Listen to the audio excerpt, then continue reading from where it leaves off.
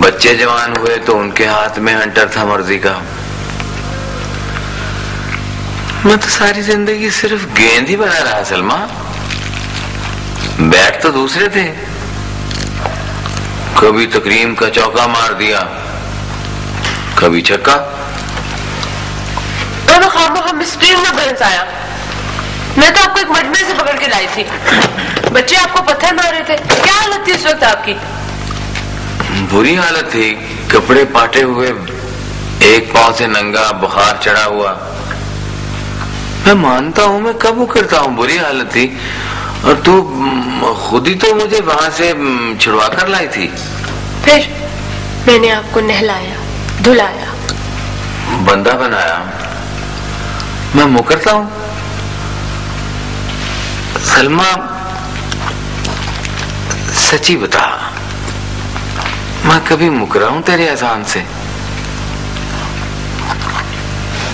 पर कभी तूने आज तक सोचा ताया तेरा क्या खाने को जी चाहता है? कभी तूने पूछा कौन से रंग के कपड़े हों तेरे लिए? जब तुझे नींद आ जाती है तो बत्ती बुझा देती है, कोई जला नहीं सकता।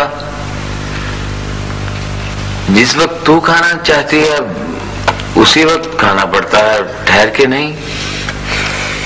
इसलिए ताया, इसलिए कि जो कमाता है ना, मर्जी उसी की चलती है। जो किसी किस्म का कंट्रीब्यूशन नहीं कर सकता, वो डिक्टेट भी नहीं कर सकता। हाँ ठीक है, मैं मानता हूँ। जो कमा नहीं सकता वो मनवा भी नहीं सकता। कैसे मनवा सकता है? बिल्कुल ठीक है। तो फिर जब आपकी पोजीशन ही ऐसी नहीं मनवाने वाली, तो आप कंप्लेन क्यों कर रहे हैं? कंप्लेन कब कर रहा हूँ? मैं तो सिर्फ पूछ रहा हूँ। क्या पूछ रहे हैं आप? मैं पूछ रहा हूँ कि घर में बच्चे क्यों नहीं कंट्रीब्यूट करते? ना कोई पैसे ला कर देता है, ना कोई काम काज करके देता है, ना कोई हाथ बटाता है। बच्चों से तो कोई नाराज नहीं होता, उनसे तो कोई नहीं कहता कंट्रीब्यूट करने को।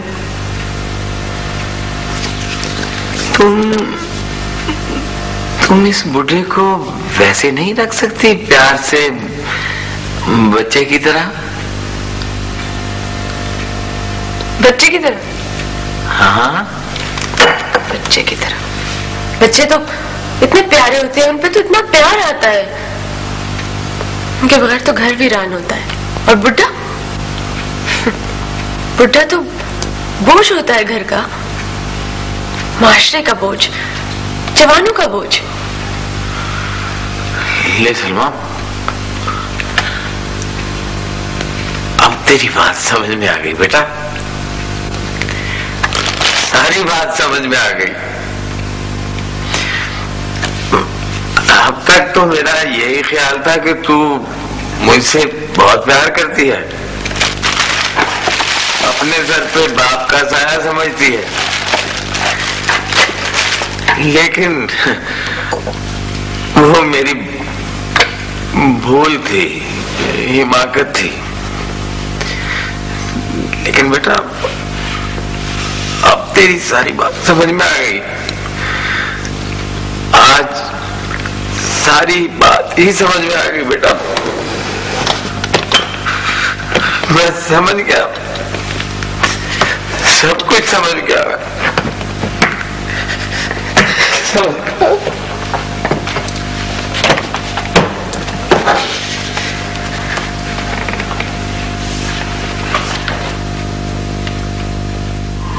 जब तक अपने आप को मार नहीं लोगे, साड़ के स्वाह नहीं कर लोगे, उसका भेद नहीं मिलना, अब्बल कोई भी भेद नहीं मिलना।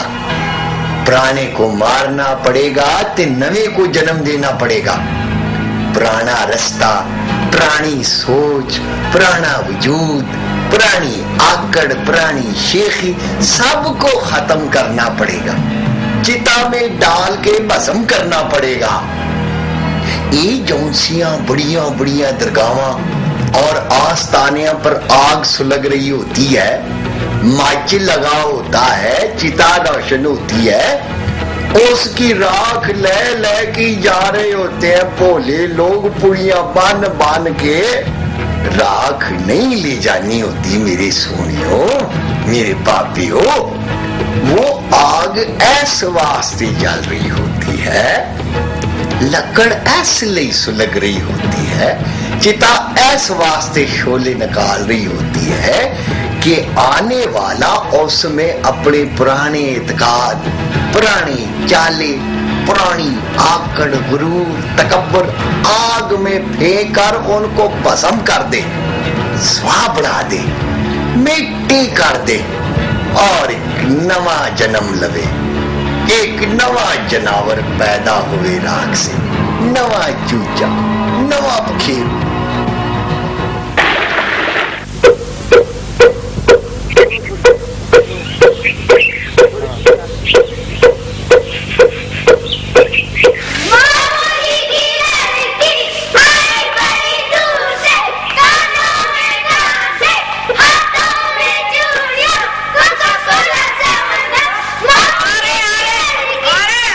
हो जाओ, ऐसी कस कस के लगाऊंगी कि सुर टकाने आ जाएगी। चुप हो जाओ, बात करने दो।